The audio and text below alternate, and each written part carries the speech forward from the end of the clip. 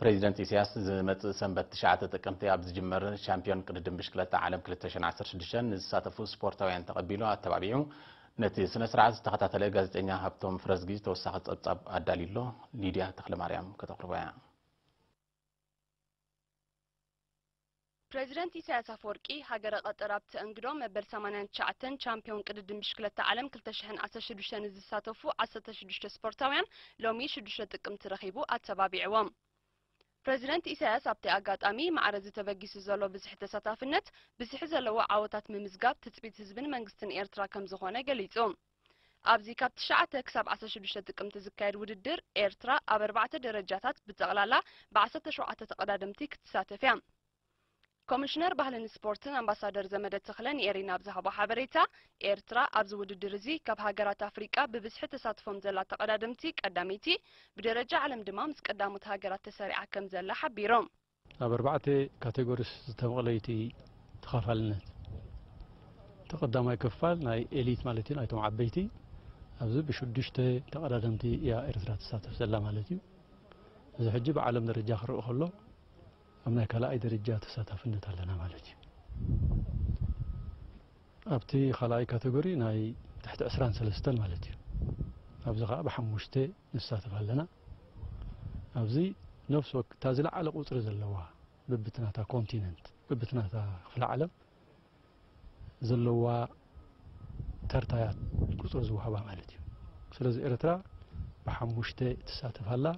زي تقطر حادي نايت خافلنت بزحي إيه مالتي أسلطان تهاجراويت كانتا أتو سامسون سولومون بوغنو إيرترا شدوشة أرادمتي أبناء عبيتي حموشته أبناء تحت إسران 3 عامت 3 أبناء ناشتو 3 دما أبناء دك أنستيو كتساتف مهانا قليتهم حزب المنقسم كل جزء أبقون الناس على سلوكنا يتي عبيد مسؤول مالتي خام عامت نعم عبت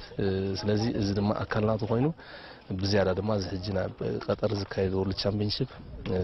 زيادة مورال فلان زبنا ركبي إلى أن خقول صغير تقدادمتي دما حزبن منغستن زغبرلو مورالاو حاجز اب زكايدو وددرات وسان تراكم زلو بمتقاس صبو وصيت كمزغبو ابرتيام كم زصعرو حبيرم أهجراوي محبر قردم بشكلتا لو ما أمت بمسارة زوجو سليدا درجة هجرات أفريقيا إيرترا أبناء عبيتن تحت 23 عامتن قدامي درجة حيزات ركب መንግስቲ መነባብሮ ህዝቢ ንምምሕያሽን ውሕስነት መግቢ ንምርጋጽና ብዝተፈላለየ ከባቢታት ልምዓታዊ መደባት ከተግብር ምጽንሑ ይፍለጥ ኣብ ንዞባ ከርከበት ክካየድ ተወጢኑ ዘሎ ሕርሻዊ ንጥፈታት ከኣካል ናይዚ ተጠቀምቲ ናይ ዝዕድል ንኽኾኑ ብወለንቶም ናብቲ ቦታ ዝወረዱ ሓረስቶት ዞባ ማእከል ድማ ነዚ መደብ ንምዕዋት ድልውነቶም ኣረጋጊጾም ኣለዉ ብርሃን ዓንደ መስቀል ተወሳኺ ጸብጻብ ኣለዎ ልዕሊ 500 ወለንታውያን ሓረስቶት ዞባ ማእከል ተጠቀምቲ ናይቲ መንግስቲ ዘዋደዶ ትሕተ ቅርጺ ሕርሻን ክኾኑ ብሓሙሽተ ጥቅምቲ ከካቦትኦም ናብ ከርከበት ወሪዶም ነቶም ሓረስቶት ንምትብባዕ መንግስቲ መሬት ኣደላዲሉ ትሕተ ቅርጺ መስኖ ዘርጊሑ ከምኡውን ብትራክተራት ሓሪሱን ዘርኢን ኣብ ዓመት ልዕሊ 2 ግዜ ምህርቲ ዝሓፍስሉ ባይታ ኣብ ርእሲ ምጥጣሑ መንበሪ ኣባይታ ሃኒጹሎም ከም ዘሎ ኣብ ምምሕዳር ዞባ ማእከል ሓላፊ ጨንፈር ምክትታል ባይቶታትን ከተማታትን ኣቶ ተወልደ ምሕረት ኣብ ገሊጹ እቶም ሓረስቶት ኣብ ዝሃብዎ ርእይቶ ንዝተፈጥረሎም ዕድላት ድሕሪ ምምስጋን ነቲ መደብ ንምዕዋት ድልውነቶም ኣረጋጊጾም ሓደ ካብ ተጸባይነት ዝኾነ ይኹን ባዕለይ ብርእሰ ተኣማንነት ነቲ ተዋሂብና ደሎ ብመንግስትና ደረጃ ተጣጢሕልና ኩሉ ትሕተ ቅርጺ ተገይሩልኩም እዩ ተባሂልና ንኸይድ ስለ ደለና ንሕና ከኣኒ ኣብ ውሽጢ ሃገርካ ከምዚ ክትረክብ ከለኻ ዓብ ፀጋን ዓብ ዕድልን ስለ ድኾነ ንዕኡ ኸይድና ፍሬና ኣፍሪና ንነፍስና ንሃገርና ክንከውን بتزاز يكونس بولنتنا تحقشنا أنا نخيد لنا منقستنا خاني كله قراريبو أو نعوس رحوه نخبلنا نحنا خا تبقشنا بسبب غيرنا نخن عيخا سبتسفاينا الجيجن أو خيدنا خا كمت منقستنا ذهبنا أمالينا خاني سبب غيرنا نخن سرحها سبعبي تسفاينا منقستي كبيت وصايتات غيرو زلزلو ديغا حزب نخربح حزب نختقميلو دق انستيو دق تبعتيو خيفله خنطقم اون بغسلنا መንግስቲ መነባብሮ ህዝቢ ንምምሕያሽን ውሕስነት መግቢ ንምርጋፅን ኣብ ዝተፈላለየ ከባቢታት ብዘሰላስሎ ዘሎ መደባት ኣብ ዞባ ከርከበት ተዓቂቡ ንዘሎ ማይ ኣብ ሕርሻዊ ልምዓት ንምውዓል ብዝወፀ ውጥን ካብ ዝተፈላለያ ዞባታት ብወለንቶኦም ናብቲ ቦታ ወሪዶም ሕርሻዊ ንጥፈታት ከካይዱ ዝደልዩ ኣቐዲሞም ከም ተመዝገቡ ይፍለጥ። ውዳበ መንእሰያት ህግደፍ ኣብ ሪፓብሊክ ደቡብ ሱዳን ዝተፈላለዩ ንጥፈታት ዘጠቃለለ ቀዳማይ ጉባኤኡ ኣካይዱ ካብቲ ቦታ ንዝበፅሐና ሓበሬታ ሃብቶም ፍረዝጊ ኣዋሂዱ ኣሎ። ገረ መስቀል ገብረ እግዚአብሔር ከቅርቦ እዩ።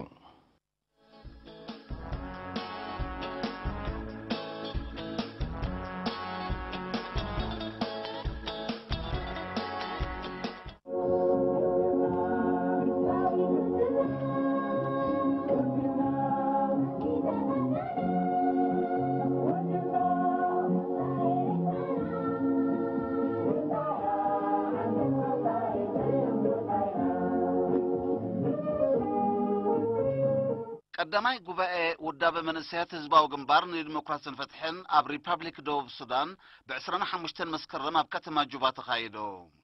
ብመሰረት ካብቲ ቦታ ዝበፅሐና ሓበሬታ እቲ ጉባኤ ጸብጻብ ዝተሰለሰለ ንጥፈታት ሓበራዊ ዘተ ኣብ ሃገራዊ ዛዕባታትን ምምራጽ ኣካይድት ኣካልን ዘጠቃለለ ኮይኑ ዝተፈላለያ ሃገራውያን ማሕበራትን ማሕበረኮምን ናይ ደገፍ መልእኽቲ ኣቅሪቦም። ቁጽሪ ኣብቲ ውዳበ ዝጥርነፉ መንእሰያት ካብ ግዜ ናብ ግዜ እናዓበየ ይኸይድ ከም ዘሎ ኣብቲ ጸብጻብ ክትቀስን ከሎ እዚ መርኣያ ናይቲ እናበረኸ ዝመጽእ ዘሎ ንቕሓት ከም ዝኾነ ተሓቢሩ። ኣምባሳደር ኤርትራ ኣብ ሪፓብሊክ ደቡብ ሱዳን ኣቶ ዮሃንስ ተክለ ሚካኤል ኣብ ዘስምዖ ቃል ምንቅስቓስ መንእሰያት ህዝባዊ ግንባር ንዲሞክራሲን ፍትሕን ንፍልስፍና ሃገራውነት፣ ግብራውነት፣ ማሕበራዊ ፍትሒ፣ ርእሰ ምርኮሳ ንቀፈታዊ ኣራእያን ናጻ ፖለቲካዊ መስመርን ዝኽተል ምዃኑ ብምጥቃስ ቀንዲ ዕላምኡ ኣብ ምርጋጽ ሃገራዊ መደባት ልምዓትን ምውራስ ሃገራዊ ክብርታትን ብልዑል ወኒ ዝነጥፍ ንቑሕ ሃገራዊ መንእሰይ ምህናጽ ከም ዝኾነ ገሊጹ። ዕላማታት ምንቅስቓስኩም ምህናጽ ሓያል ንቑሕ ሃገራዊ ምንቅስቓስ መንእሰያት መንነት ሃገራውነት ዓድነት መንእሰያት ምርጋጽን ምሕያልን ኤርትራውያን መንእሰያት ኣብ ትምህርቲ ስራሕ ሞያ ቁጠባዊ ዓቕሚ ማሕበራዊ ህይወት ዕዉታት ክኾኑ ኣበርክቶ ምግባር እዩ። ልዑላውነትን ዳግመ ህንፃ ሃገርን ዝግበር ኣበርክቶ ምዕዛዝ ጉባኤኛታት ኣብ መወዳእታ ኣብ ኣገዳስነት ሃገራዊ መንነት ፖለቲካዊ ስነ ሓሳብ ሃገራዊ ጉዳያትን ካልእን ዘተኮረ ናይ ዘተ መደብ ድሕሪ ምክያድ መደባት ምኸተን ልምዓትን ንምዕዋት ኣብ ዝካየዱ ንጥፈታት ተሳትፎኦም ዝዕዝዝን ዕቃበ ሃገራዊ መንነት ዘደንፍዕን ውጥናት ሓንፂፆም። መስራቲ ዋዕላ መንእሰያት ህዝባዊ ግንባር ንዲሞክራሲን ፍትሕን ኣብ ሪፓብሊክ ደቡብ ሱዳን ብ20 መስከረም 2015 ምቅንዑ ዝፍለጥ እዩ።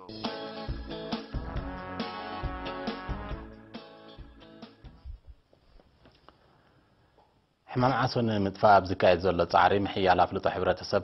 ዘብል ጎስጓሳት ወሳኒ ምዃኑ ኣብ ጨንፈር ሚኒስትሪ ጥዕና ዞባ ጋሽ ባርካ ሓላፊ መቆጻር ሕማም ዓሶ ኣቶ ኣፈወርቂ ኣርኣያ ሓቢሩ። ንኤሪና ኣብ ዝሃበ ሓበሬታ ኣቶ ኣፈወርቂ መንግስቲ ካብ ሰብቲ ዝረሓቐ ከባቢታት ከይተረፈ ትካላት ጥዕና ሳላ ዘዋደደ ህዝቢ ብቐረባ ተጠቃሚ ክኸውን ምብቅዑ ዓብዪ ብልጫ ከም ዝኾነ ብምሕባር ሙያዊ ዓቕሚ ወከልቲ ጥዕና ዓዲ ብምዕባይ ክሳብ ደረጃ ዓድታት ዝወርድ ንጡፍ ኣገልግሎት ንምሃብ ይስራሓሉ ከም ዘሎ ኣረዲዩ። ዝበዝሐ ንኡስ ዞባታት ጋሽ ባርካ ዓሳው ምዃኑ ብምምልካት ድማ ካብ ወርሒ ነሓሰ ክሳብ ወርሒ ታሕሳስ ዘሎ ግዜ ምስ ወቕቲ ክራማት ዝተኣሳሰር ስለ ዝኾነ መጠን መልከፍቲ ብኡ መጠን ስለ ዝዛይድ ዜጋታት ዕቋር ማያት ክደፍኑን ናምስያ ከዘውትሩን ተላብዩ። መልከፍቲ ናይቲ ሕማም ብብዝሒ ኣብ ዝረኣየለን ንኡሳን ዞባታት ምንጻግ ፀረ ጣንጡ መድሃኒት ምዕዳል ናምስያን ሰሙናዊ ከባቢያዊ ፅሬትን ዘጠቓለለ ንጥፈታት ከም ዝካየድ ብምሕባር ከዓ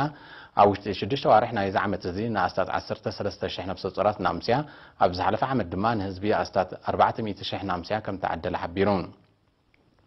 ኣብ መወዳእታ ኣቶ ኣፈወርቂ ሕብረተሰብ ንናምስያ ዓመት ሙሉእ ክጥቀመሉን ሰሙናዊ ከባቢያዊ ፅሬት ከዘውትርን ኣዘኻኺሩ።